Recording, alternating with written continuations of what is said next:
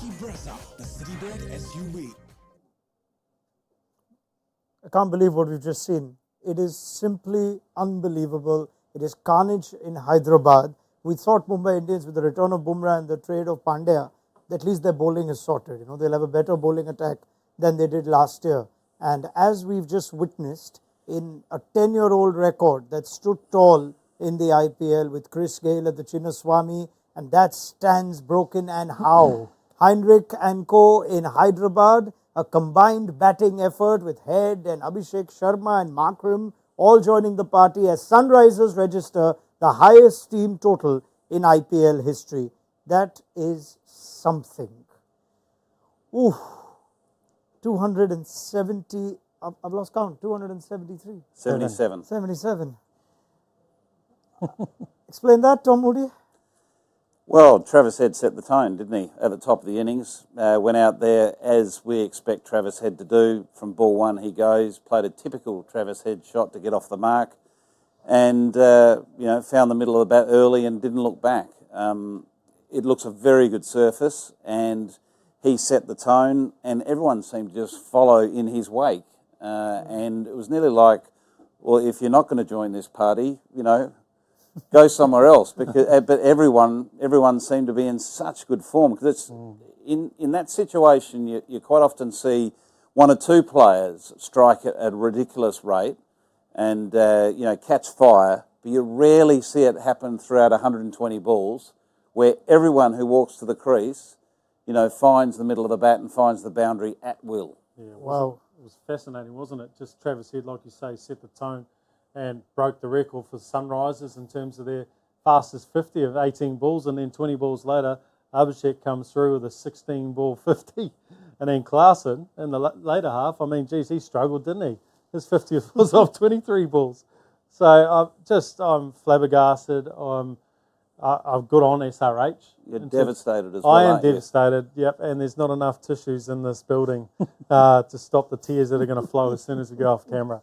The tears as well, though, I really feel for Kwepa. Kawena Mapaka. There we go. I really feel for him.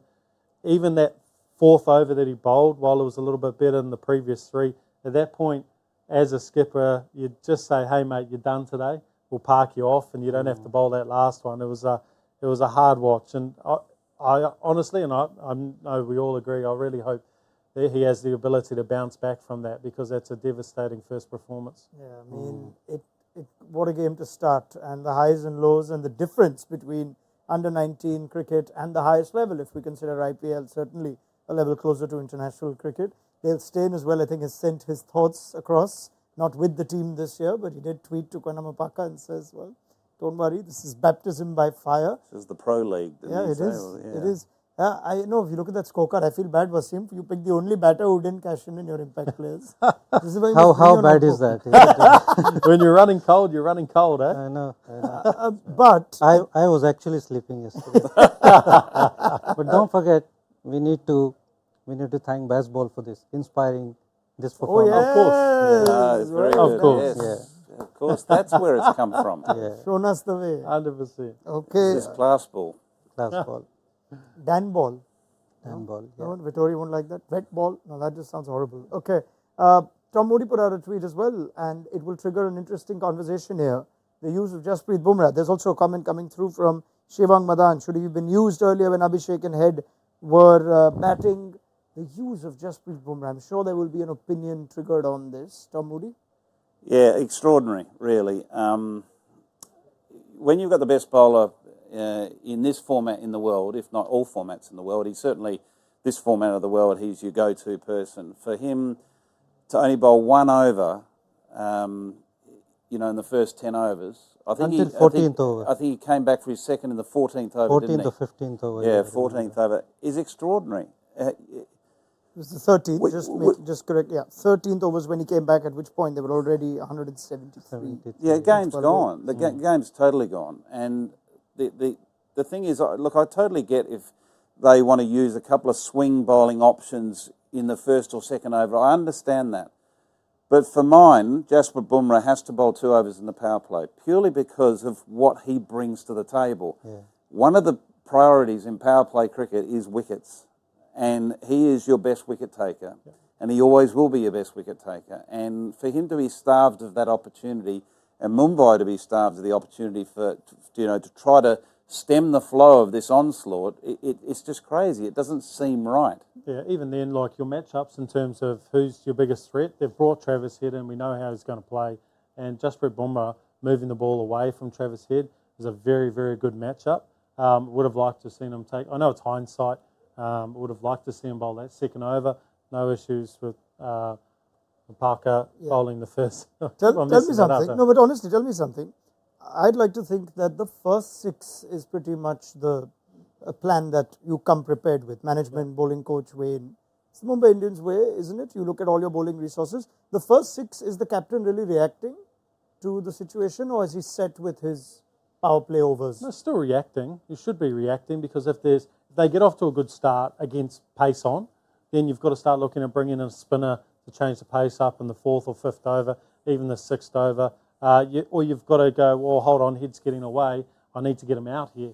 And Bumrah would have been that option. Even Kotsia bowling the 6th, he could have bowled the 4th. There's a lot of different ways that you could have strung it. But yeah, leaving Bumrah and then not bowling until the 13th over. Looked like he probably was more focused on Klaasen matchup than 100%, anything else. Yeah. 100%. That's the issue, is that they would have been planning around a number of different challenges for today's match, but the biggest challenge on the batting side would have been, how do we keep Klaasen quiet? Yeah. And they had stuck in their head that they've got to make sure they've got overs in the bank with Bumrah when Klaasen comes to the crease. But you need to be flexible with your plans. If Klaasen, there's every chance that he may not have batted today the way they were going at the top. Which is where I'm going to next. There's also so much input that tends to come from the dugout. I mean, Ashish Nehra, when Hardik Pandya was at the Titans, they barely sat in his seat. Right now, he's back with his old franchise, but it is a new setup. Hardik Pandya is working with a new coach. Bumrah bowls the 4th over, and the score goes after the 3rd over went for 22. So you can understand, okay, Bumrah comes on, just keeps things calm. Then you have an over that concedes 13. Then 23 at the end of the power play, then 21, then 15, you're at 117. At some point there, would you, if you were Mark Boucher sitting in that dugout saying, forget it, give him one now? Because after that too, there's an over that goes for 11, then 20, then 13, then 12, and then comes Bumrah, which is your point that the game's gone. At some point, someone can arrest the fall, can't Well, there was a strategic timeout straight after the power play, and that was the moment to reassess the whole situation. The plan that you had with your bowling structure going into the game has gone sideways, so you need to reset and rethink how you're going to get back into this contest, because that was the issue. At the 6th over, they were how many? They were 81 for So 81. You're having a conversation with your captain and a couple of key senior players at that point and talking about, right, okay, we need to take wickets. Who are our best wicket-taking bowlers? You look around your group, okay, Jasprit Bumrah, number 1. Who's number 2? Then you go, you're number 2. Right, okay, next 2 overs minimum are those 2 bowlers. Our priority now is wickets. Forget about runs. Let's take wickets. Let's set the fields. Let's bowl the lines. Let's bowl the different paces, the right lengths to take wickets to get back into this contest. It's the only way you're going to get back into it. And I think one of their attacking bowlers in that point was Piyush Chawla. He was definitely a wicket taking, but Abhishek came on and he just took him down. He would have been the best option to Travis Head. With the wrong ins that he bowls, he would have been up. But Head was just able to knock it on the head, and then Abhishek took him down. So that would have been their number 1, thinking, okay, he hasn't bowled, we're going to get a PC into the game. But then I think you're right. PC should have bowled with Bumrah at that point to try and really drive home some kind, or pull the game back a bit. I mean, I have no doubt that there will be a lot of opinions that will come forth on Hardik Pandya's captaincy here. And the other thing that did do, your point is valid in the fact that the 3rd wicket fell, Wasim, in the 11th over, and Bumrah comes on the 13th. So they're waiting for Klaasen in the matchup. You could have also done is perhaps made sure that you only had seam left. Shams Mulani bowling the 20th, I'm sure would also... I was surprised that he didn't bowl the 14th or 15th over when Klaasen had just come in. Yeah. And then you squeeze in 1 over there. So your fast bowlers would have bowled in the end. You didn't have to bowl Shams Mulani 20th. So that was also one of the mistakes that he made. It's easy sort of sitting here and being critical, but Of course. unfortunately they've given us a lot of ammo to deal with. And one of the things that I would have been very keen to see is Bumrah bowled out by the 15th over or 16th over in this situation. Because at least you're throwing all your resources at trying to stem the flow. Because it's the only way you're going to get back into the game. Forget about the fact that, we need to keep one for the end. The end's gone. You need to get back into the contest. So even if you burn your best bowler, which isn't your plan that you walk into the match immediately, but you need to be nimble enough to be able to adapt quickly and make those changes. Yes, Tom's right.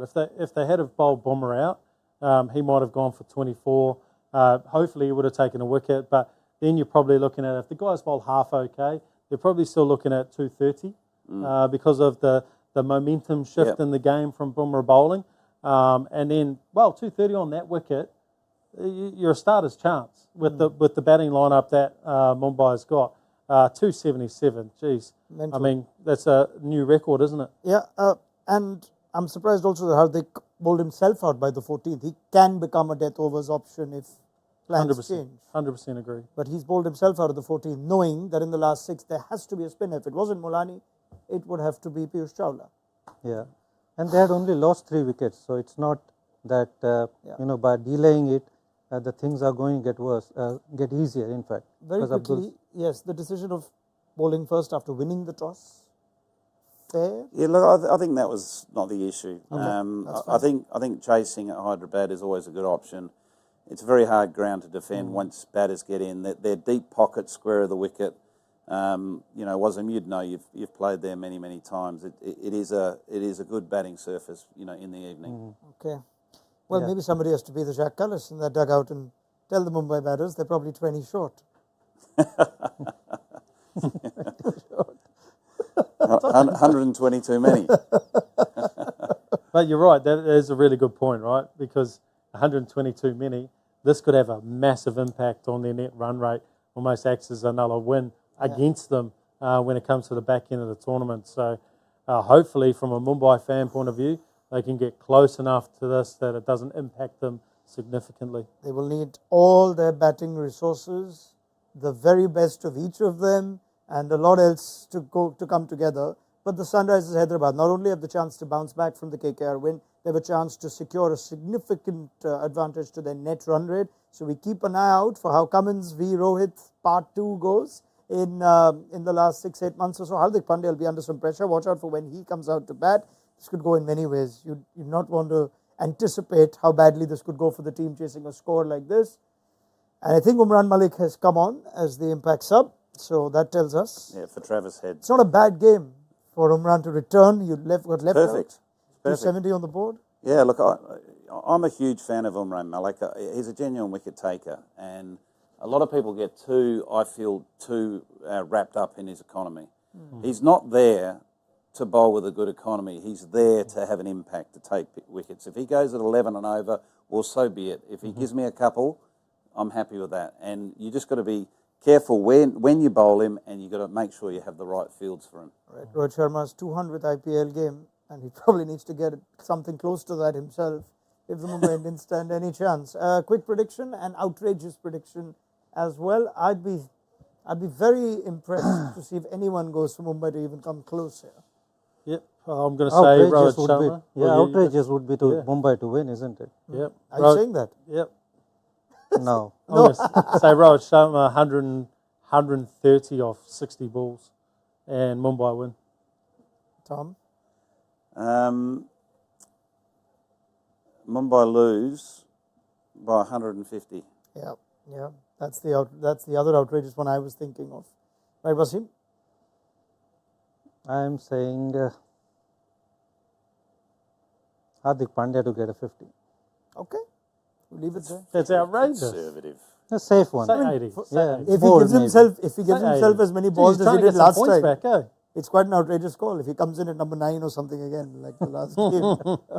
Now, well, this is hard work. It's not easy, the return for Hardik Pandya. You almost empathize with what he's having to go through with all that's being said. But what a performance by the Sunrisers. This is their game, and we will pick up the chat at the end of it to hopefully see how many they've won by. Otherwise, we've seen something truly remarkable. Join us then on Maruti Suzuki Arena Presents ESPN Cricket for Timeout, and do download the mobile app if you haven't already.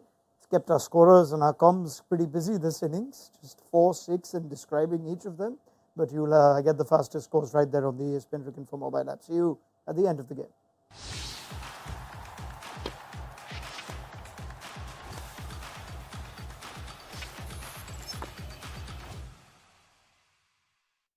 All new hot and techy breath up. The Citybird